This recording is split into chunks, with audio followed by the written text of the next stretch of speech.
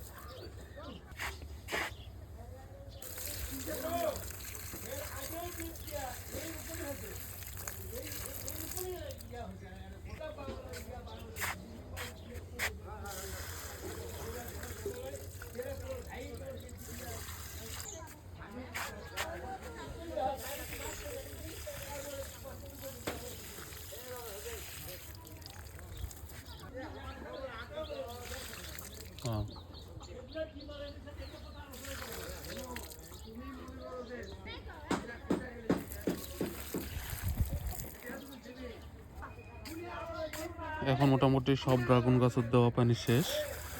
এখন শুধু পানি দেওয়া লাগবে এই আনারসের গাছত, এই পাশে কয়েকটা। ভিডিওটি আজ এই পর্যন্তই। ভালো থাকবেন, সুস্থ থাকবেন। আল্লাহ হাফেজ।